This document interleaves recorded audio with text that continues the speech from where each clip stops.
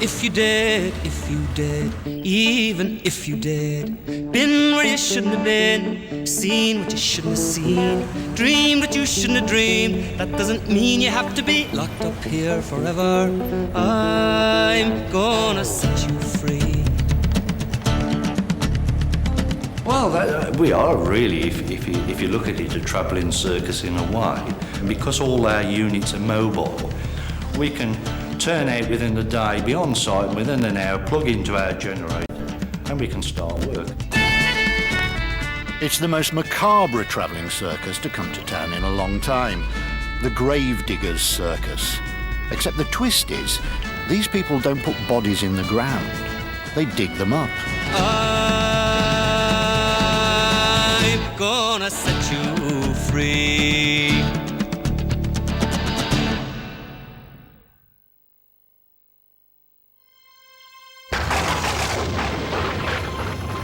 Exhumation has never been the sort of topic you talk about when aunties come for tea. Burke and Hare, horror comics and Hollywood shockers have given it a bit of a reputation. But in overcrowded Britain, we exhume more bodies than any country in the world.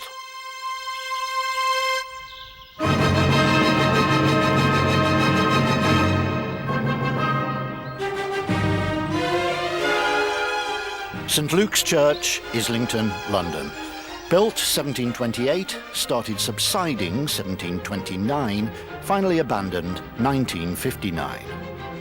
The church is a much admired but steadily decaying landmark. Now salvation has come in the shape of the London Symphony Orchestra. St Luke's will become a music education and performance space. But before the builders can move in, there's a convoluted process of deconsecration and permissions to be sought from the diocese, the council, English Heritage, Uncle Tom Cobley, and all. Then, anything up to 2,000 corpses have to be removed from the graveyard and crypt. In charge of this mass exhumation is Tony McHale. And it's really good exhuming ground because you can find everything that you're looking for. It's good for sieving.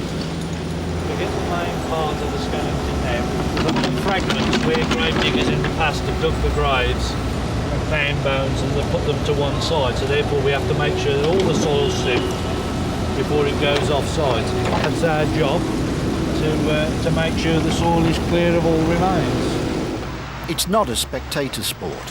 High hoardings surround the site, protecting the delicate sensibilities of passers-by. It's a job that requires some rare qualities, discretion and respect for the remains, combined with a no-nonsense attitude towards the processes of death and decay, not qualities many people are born with. Some of them we had to open up, and it was just water with just flesh, and that really did smell, you know, turned you off. But got used to it, and from then, you know, it doesn't bother me now. Tony's right-hand man, Roy Lander, wasn't such an instant convert to the job. I'd been on the dole for a few years, and I was thrown straight in the first day, digging a grave. It was hard work. Grave digging by hand is hard work. And I was literally looking through the papers for another job. And I think that's been 15 years ago. I'm still looking, but I'm still here. The team works for the Necropolis Company, a firm specialising in exhumation. Necropolis has overall control of the St Luke's site until it's cleared of all human remains. If I'm honest about it, I don't agree with it, exhuming as such. I really don't. You know, you always think, well, you're laid to rest and that should be the end of it.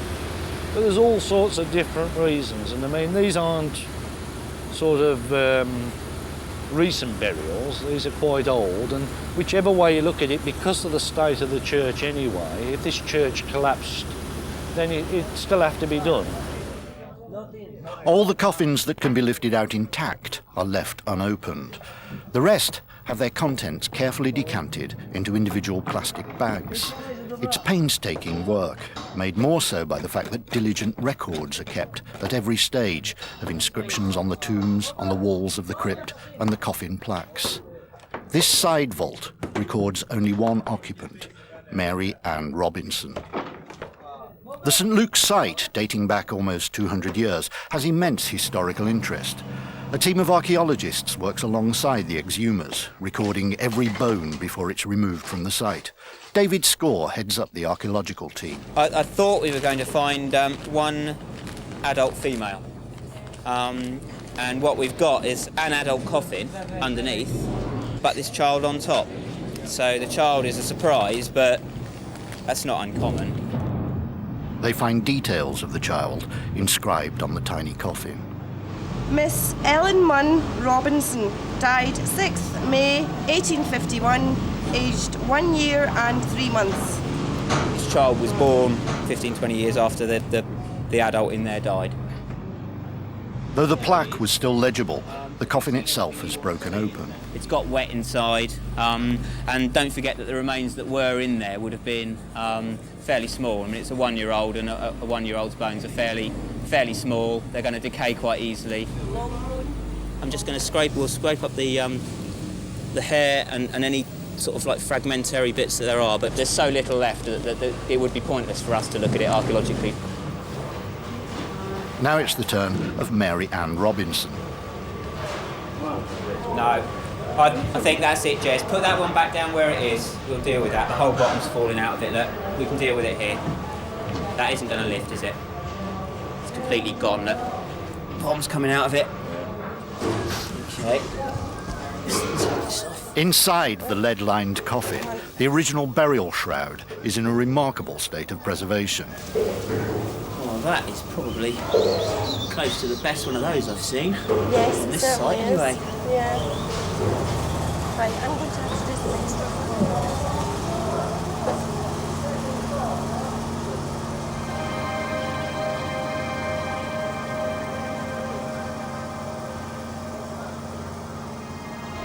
Revealed for the first time in 160 years, the face of Mary Ann Robinson. Lining shroud. They pin it to the inside of the wood and then wrap it over. Well, it's hair. I'm not sure about that eye stuff. Okay, so if you make a note of that, and I'll see what we've got inside, just to make sure this isn't, because this is so well preserved. It is. To make sure it's not Fleshed. had some effect on the decay of the body. I think it has. Make sure that we've not got anything nasty. We'll lift what we can. It's just going to be a... Bits of it are all right, actually. The pelvis is good, and the spine's completely gone. Right, let's get the bag and. Okay. What we've got is a woman who died in 1838, aged 40, and a child who died aged 1 in 51. So it's definitely not daughter. Grandparent? Yes, perhaps. At the Public Record Office, the team tracks down Mary Ann Robinson. No cause of death is registered, no mention either of the child buried with her. Another small, unsolved mystery. The rate of decay of human remains depends on all sorts of factors. From time to time, the Necropolis Company unearths something quite remarkable. This almost perfectly preserved corpse was discovered on an earlier exhumation at nearby Islington Green. This woman died more than 160 years ago. There had been no attempt at mummification and nothing special about the coffin or the burial ground. Another corpse laid to rest about 200 years ago. This one found in southeast London, barely altered since the day it was put in the ground. This dates back to 1840. It's not very often we do find anything like this, but it is depending on the ground conditions. If they're wet clay, then it does help preserve coffin timbers and remains for quite some time.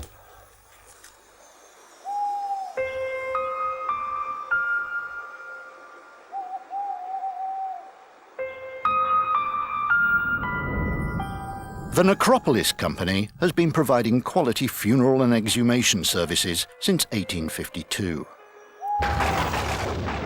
Burying, reburying, unburying, clearing crypts, graveyards and cemeteries.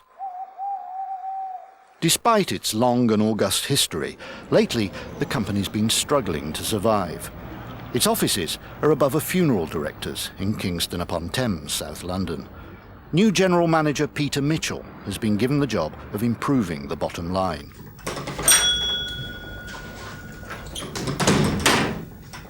Morning, Karen. St Luke's is a vital project. It's a £1 million contract. If all goes well, it could play a large part in restoring the company's fortunes. Well, Acropolis has been going for a very long time, since 1852. Roger has not been here since 1852, contrary to rumours. He's been with the company about 35 years, I think.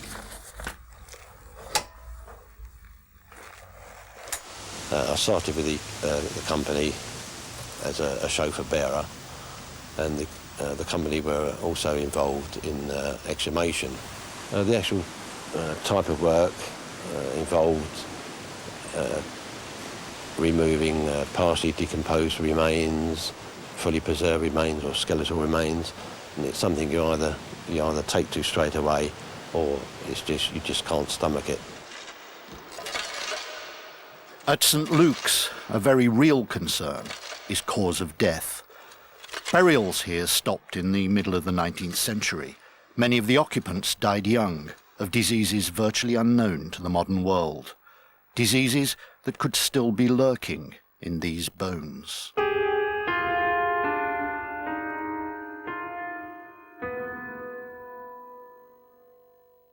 Unleashed from the graves. They were quite paranoid about disease, the spreading of disease. The style was then to seal them entirely within a lead coffin to keep the gloop in. So you'd have a typical TB victim or the odd case of syphilis. One of the telltale signs are ridged teeth, and we've had a couple of skeletons out of here that have had ridged teeth that have died prematurely. It's quite strange, realising that they've died of something that's now, to a certain extent, extinct. Syphilis and TB aren't the only worries. There could be an even more insidious nasty lurking in these bones, a disease that used to kill millions until it was eradicated, supposedly once and for all, in 1980. If there's flesh remains, and if there is a rash on the skin, that means that person died of smallpox. And because smallpox is airborne, obviously the whole area has to be isolated and people put in quarantine. No one is allowed to work for Necropolis unless they've been inoculated against smallpox. Although there's no proof that anybody's ever got smallpox from it, there is that risk, and this is the reason that it's everybody who does this job has to be vetted. The problem is that in Britain, routine smallpox inoculations ended in 1971, so few people under the age of 40 can work on the site. This makes recruitment a constant headache. It was always known that we'd have to increase the staff drastically because of the type of work we was doing. And I put just an advertisement on our main gate, and it just says staff required. A young migrant worker from the Balkans replied to Tony's ad. Just came around here and asking for a job, you know, and I found Tony, and he said, yeah, okay, and bring some more friends if you can have, and that's all. And the big advantage of hiring Kosovans? In their country, they're still vaccinated to our requirements for working in the crypt. So it stemmed from there, really. So I don't know how many we've got now. Is it about 10, 11, 12, something like that? 10, I think. You know, but they're grafters. They really are good workers. So I'm over the moon. Tony now has 27 people working on site. It's an expensive business, and despite all the new workers, the project's slipping behind schedule. Big projects like St Luke's, as well as carrying the biggest profits, also have the most potential for unexpected problems, increasing costs, playing havoc with the schedule, and cutting profits back to the bone. So we're only going to run one site manager, 5 exhumation operatives. These days, exhumation is a competitive business, with many firms haggling for juicy contracts. It's a far cry from the early days when Necropolis was the undisputed market leader. That would indicate possibly lead coffins.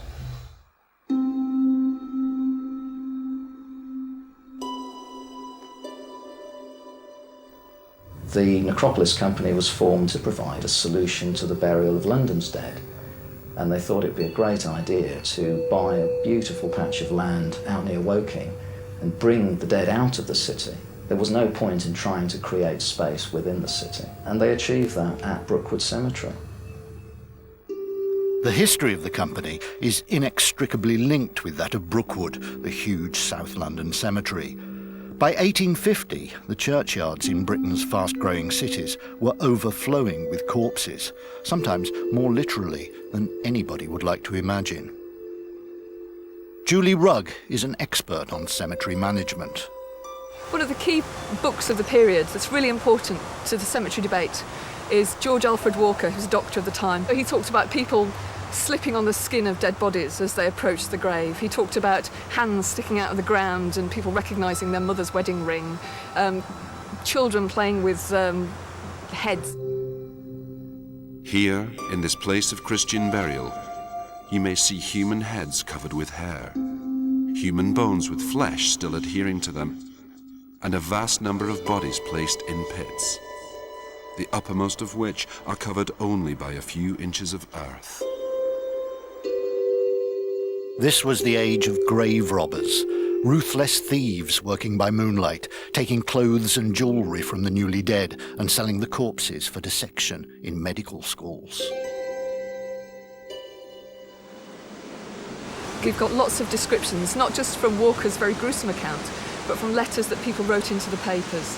They'll talk about opening their kitchen windows and the level of the graveyard being up to the level of their window because overcrowding was such that the level of the churchyard was getting higher and higher.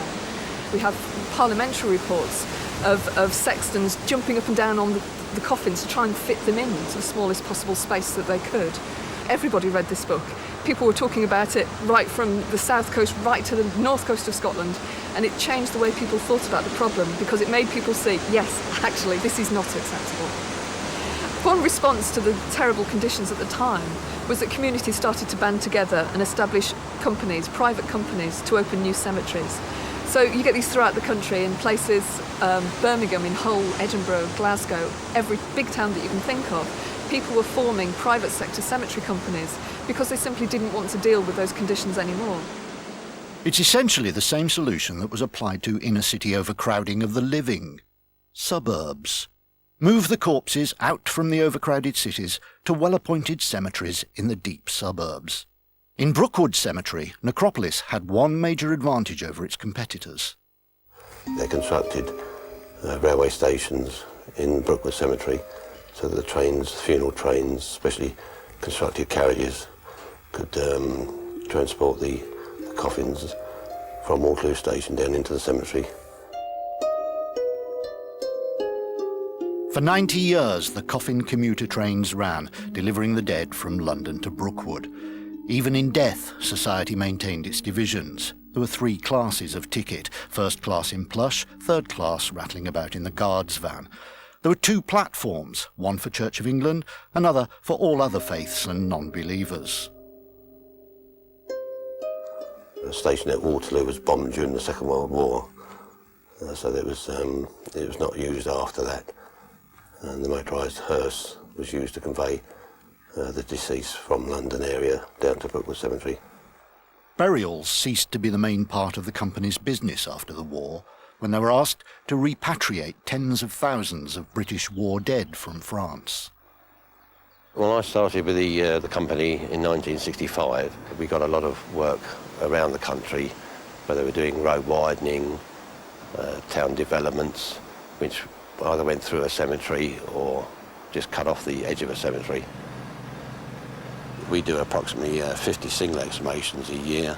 We do the majority of mass exhumations, and that averages out about 15,000 remains per year. Countless numbers of dead from the churchyards in London found themselves on the move, ending up in mass graves in the big suburban cemeteries. No one objected, no one was left to care. My heart goes out to you, poor weary wanderer, forced to travel this world alone, forced to wander away from home. You must sow what you cannot reap, You must hold what you cannot keep. You must fear what you cannot know. You must feel what you cannot speak. I had religious beliefs before I came into this trade. I now have got no religious beliefs, and I think most of my staff are on the same lines. I feel that it's a business, the funeral trade. It's money, it's money, it's money, and including, obviously, the church. It's all to do with money, so no, I now don't believe. It's a family business. Tony McHale's daughter Karen is the only woman doing the job in Britain. She's finishing a crypt refurbishment her father had started before the contract to clear St Luke's began. With Nunhead, it's just refurbishing, so we're up for taking them and putting them back in. Necropolis has been brought in to deal with a heavily vandalised crypt in Nunhead to the south of London. Such is the allure of exhumation. Karen barely considered alternative careers. Started working when I left school at 16, grave digging, memorial fixing, and that sort of went on over 12 years. Then we've got into the exhumation side of work, doing mass exhumation, singles. I can do the job. It's not something I'm going out to prove. Because I'm a woman, I can do this, and I don't see a difference between me or the others. I go in the same portaloos. I might take some spraying and a bit of bleach now and then, but no, there's no difference. Just as in St Luke's, if the coffins stay intact, they remain sealed. But often, water and decay take their toll, and they fall apart.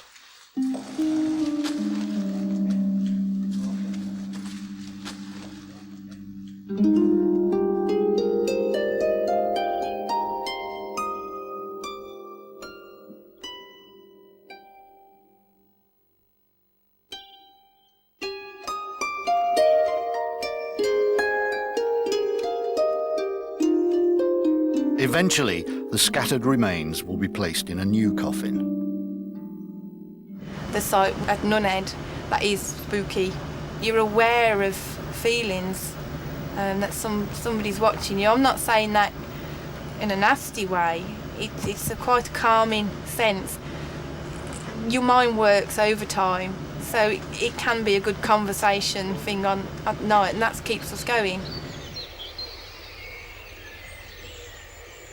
The best part about my job, it's different. It can change within the hour. You can plan your day and it can change. The worst thing about my job, making tea. At Nunhead, the team lives on site, in caravans, in the middle of the cemetery. We do have a laugh in this job, you have to. So sometimes we've had a Chinese delivered and we tell them cemetery and they don't believe you, so we have to do a lot of convincing, yeah. The Nunhead project will take 3 months to complete. St Luke's should take 6. Tony also lives on site. Last Thursday, I went to bed, and about an hour after, I felt something, so I was sort of sleeping, facing that wall, and my back was here, and I felt something kept touching my back. And I knew my door was shut, and I hadn't heard anybody come in. And this persisted, and I felt the blanket being pulled down, and I turned round, and there was this big brown rat, and I mean big, trying to get onto the bed. Well, I kicked out, but I kicked this part of the desk in, nearly broke my leg, but I didn't sleep for the rest of that night. Before Necropolis took over the site, grave robbers had been a major problem at St Luke's.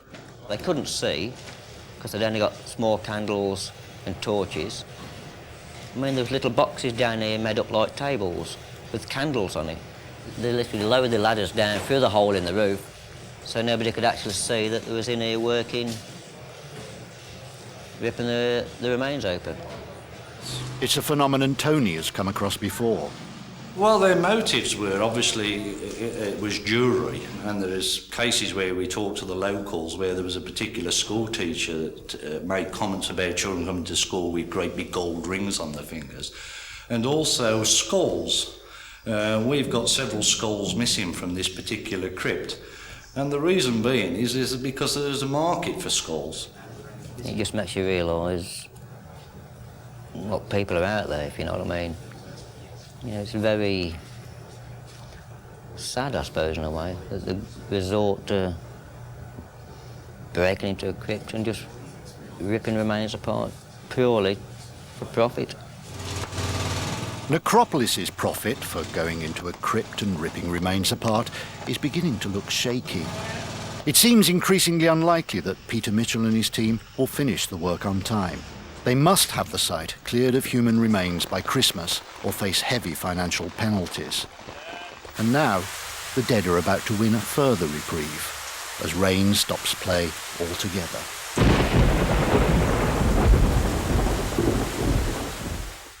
With the project already slipping behind schedule, the heaviest rainfall since records began drenches England. All work at St Luke's has ground to a halt. It's been exceptional. We keep getting these little hold-ups now.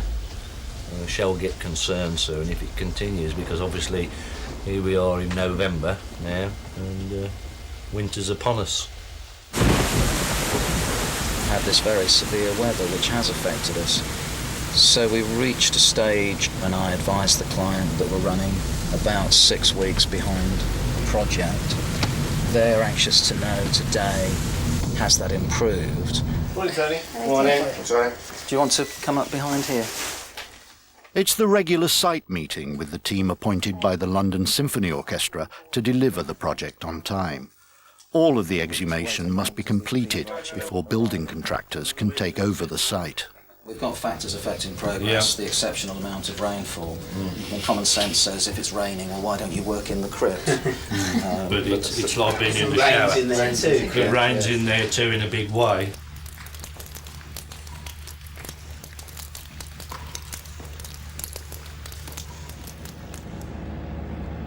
After the heavy rains, work is slow to start up again. Delving for human remains in liquid mud is not the kind of job that attracts long queues at careers fairs, but the team, with barely a word of complaint, gets on with it. It's just because it rained overnight, it's just all got in, like, you know, it's mixed with mud and rainwater. We've had some horrendous weather. We've had a few hold-ups and it's a bit muddy underfoot. The rain has added another week to the delays. The project is at its lowest ebb.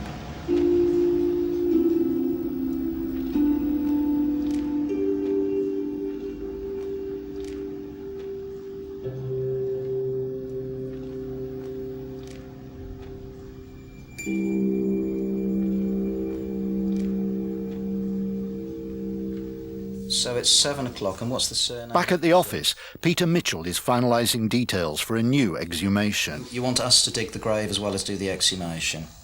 He's borrowed members of the St Luke's team to do the work. That would be ideal for us because it saves time, yeah. If you can go down to within 6 inches of the coffin, particularly with a 7 o'clock start. It's a single exhumation at Brookwood Cemetery. Karen McHale's in charge. It's a public site, so work starts at the crack of dawn, when it's least likely that anybody will be visiting nearby graves. We all take it very, very seriously, and obviously it could be our family members. It's a relatively new grave. Its occupant is just 6 months dead. After burial, it was discovered that the deceased had left specific instructions that he wanted to be cremated and his ashes returned to his native Poland. The authority to carry out a single exhumation because the family wish that is quite different from if you're going to clear a whole burial ground. You can't just go out and carry out an exhumation when you feel like it. You have to obtain relevant permission, which may be from the Home Office or it may be from the local bishop or a combination of both. You're never alone when you're exhuming. A public health inspector and a team of undertakers watch your every move. Oh, we actually see the coffin. Today was a very nasty one in the sense it was full of water. Dry ones are very good. We can deal with that. We don't need to take the remains out of the coffin. and we can just actually bring the coffin up in whole and replace it into a new shell. Things aren't going to plan. Roger Webber isn't happy. Well, there's no problem as such, but the conditions of the ground have caused the coffin to collapse.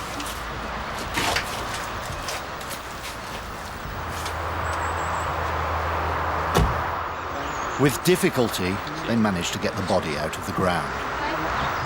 There is quite a bit of a smell because it's still a fully preserved remain.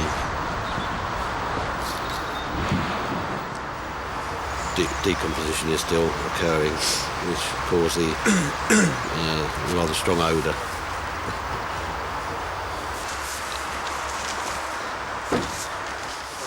The remains are put into a new coffin and into the hearse to be driven to a nearby crematorium.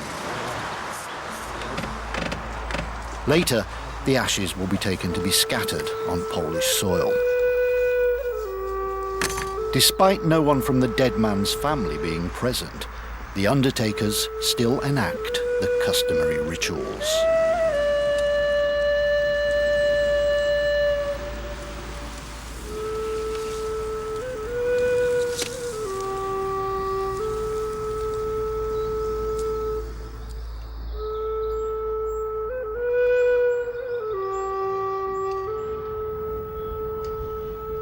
At St. Luke's, the pressure to finish by Christmas leads to strange misadventures. 2 of them got locked in the crypt last night.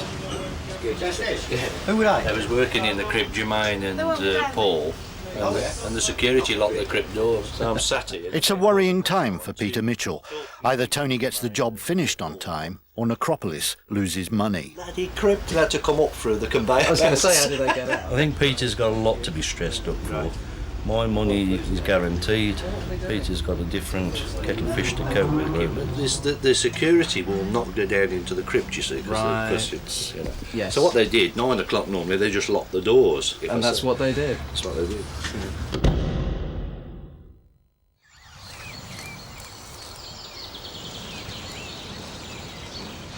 Another job has come up. It's a double exhumation this time in South London at Streatham Park Cemetery. 6 a.m. Before the normal day's work at St. Luke's, Peter Mitchell and Tony McHale are on site. There are 2 bodies in one grave, an adult and a small child, the husband and granddaughter of Mrs. Mary James. I've been thinking about it, although I hadn't said anything to anybody, and I just wasn't sure how I went about it. Have a look underneath. It was a case of her applying for a licence from the Home Office. The Home Office was satisfied that she was the next of kin, that she was the owner of the exclusive rights of burial in the grave. The cemetery owner had no difficulty with this, so it was a straightforward case. The bill for Mrs. James to exhume and cremate her husband and granddaughter comes to £2,000. They both died the same year in 1977. He died on the 12th of August and my granddaughter died on the 4th of September. So it was only about 3 weeks between them. She was a cot death and my husband died of cancer. He was buried the same day as Elvis Presley. That I do know because my niece is an Elvis Presley fan and I don't know who she cried for the most. Mrs. James moved from Streatham after her husband's death. She now lives 50 miles away from the cemetery and feels that the graves aren't being properly cared for. They're not looked after. They're a disgrace. I know by my mother and father's grave, where they've cut the lawns and that. Lawnmowers catch the ends of the stones and knock them and things like that. But you can't be forever complaining about it. I always believed that if you bought a grave, you looked after the grave, which I find I'm not doing so well. I find it very hard to get there now.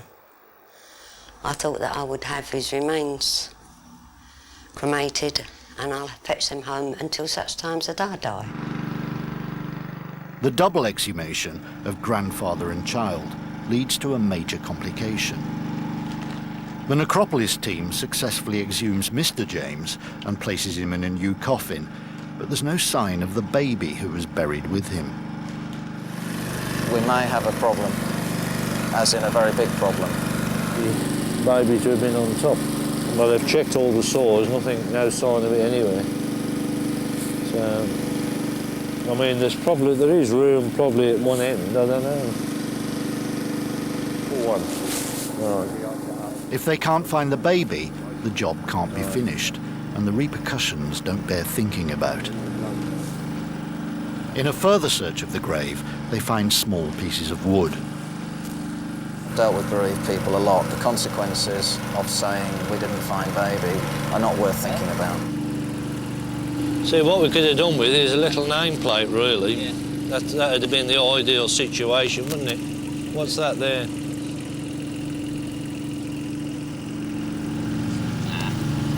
That's a straight edge, that's a straight edge. The fragments could be parts of the baby's coffin.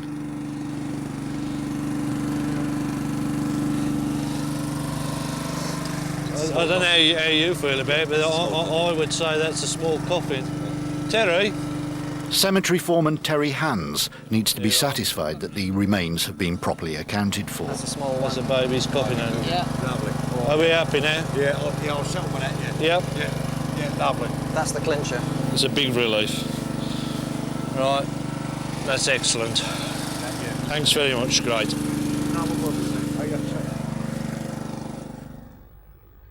Necropolis now take the remains to the crematorium, where Mrs. James is waiting. I think if I'd have actually been there to see it being dug up, I might have had a bit more apprehension, I suppose, thinking of what I might see. I just need your signature for balance payable of $1,250. The ashes of Mrs. James's husband and the remains from her granddaughter's grave are placed in the same urn. Thank you. Let's just count this while you're here. I'll give you a receipt before you leave. The final cost is less than Mrs. James's initial estimate. She gets a £750 refund from the cemetery manager for the now empty grave.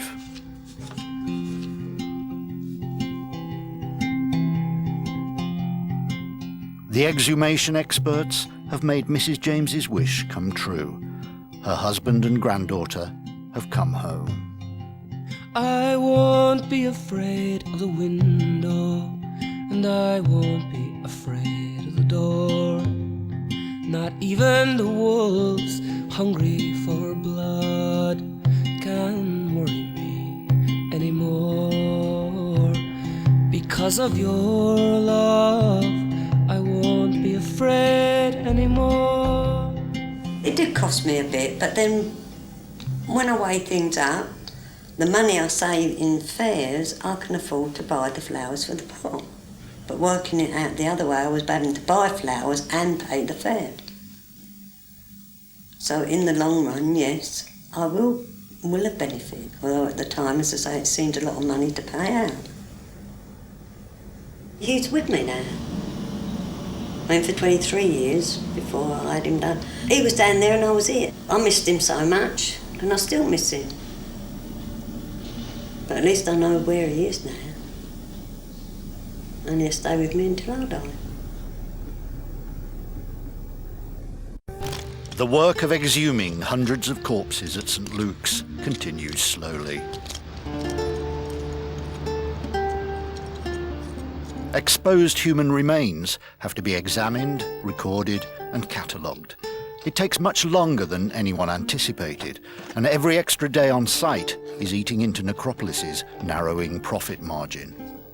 All the coffins in this crypt have to be removed, and we have to actually record that archaeologically. So we have to record where they come from and what their relationship to each other is, and we're trying to identify family groups that are buried together. And then what we have to do is assess whether it's possible to actually lift them up as they are, take them out so that the necropolis chaps can wrap them up and bury them as they are.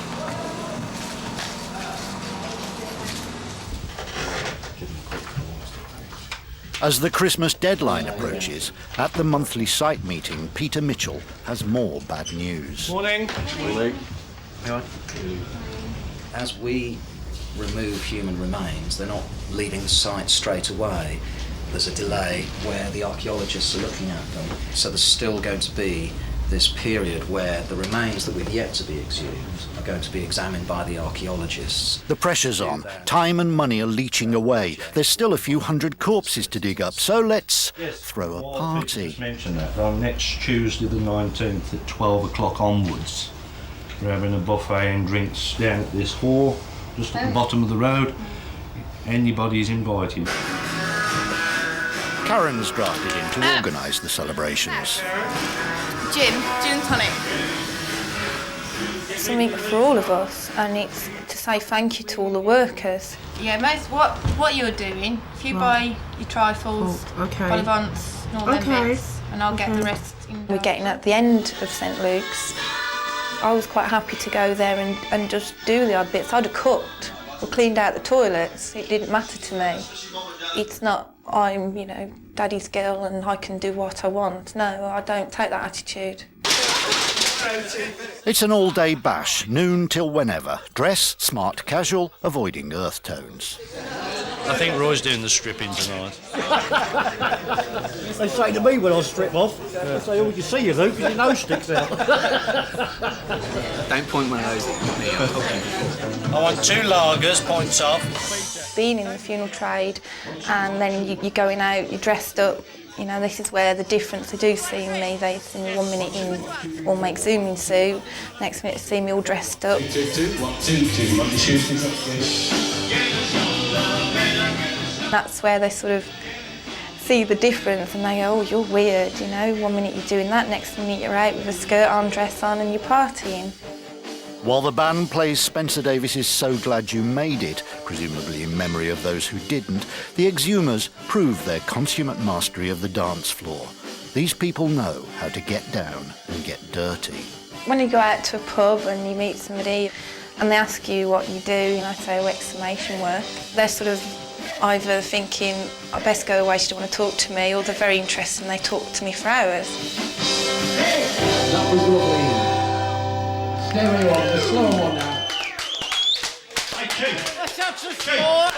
Hello, Spencer Davis. Bit of a summertime one there, but... How about a smoochie one?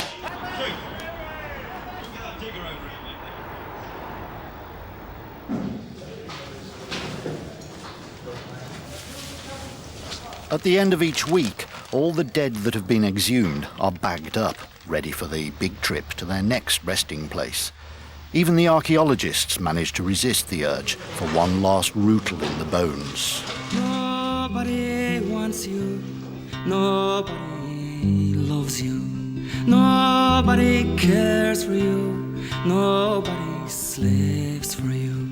You can't see the angels gather all around you.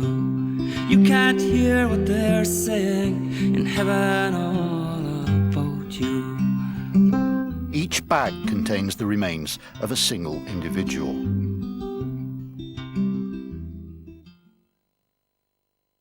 From St Luke's, they're taken to a cemetery in Leatherhead, south of London, to be reburied in a mass grave. This whole square is allocated for the reinterment of the human remains, and as you see, it's a grass square. So what we're doing is we're removing the turf as we're excavating the graves, and then we're replacing the turfs, so at the end of the day the square will be returned to a grassed area rather than a sea of mud.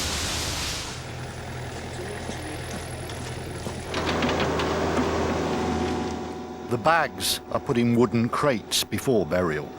The unopened coffins are buried intact. It's when you see the children, the kiddies boxes, when you first start, that makes you aware. You dig an hole 7 foot by 2 foot across. And then one day you go out and you dig an hole 2 foot long and only 1 foot across. As time goes on, you don't get used to, but you accept it. It happens. grave diggers more than anybody else. See it every single day.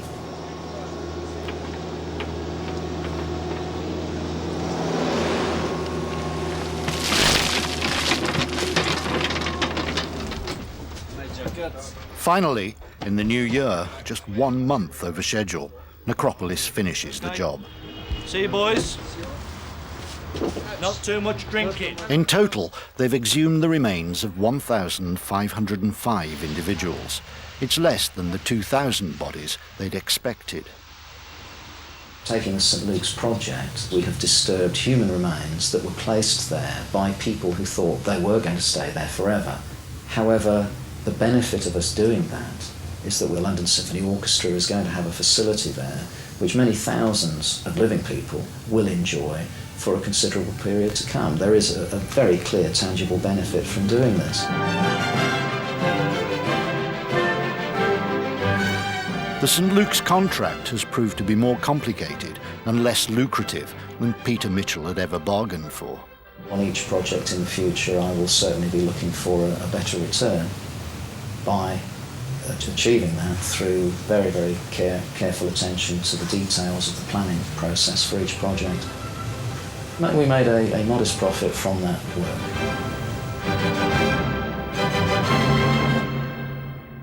Man born of woman has but a short time to live.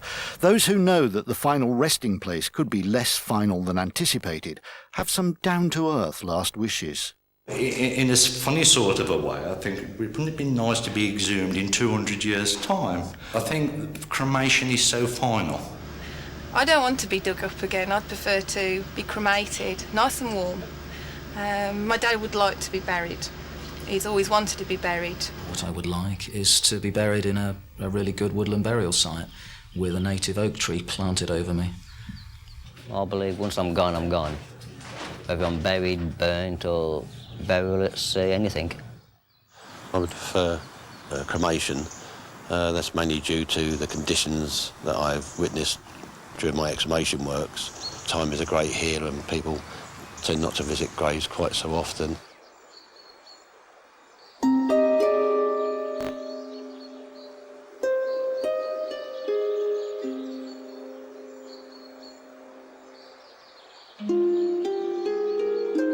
Peter Mitchell looks to the future of the Necropolis Company with a quiet confidence.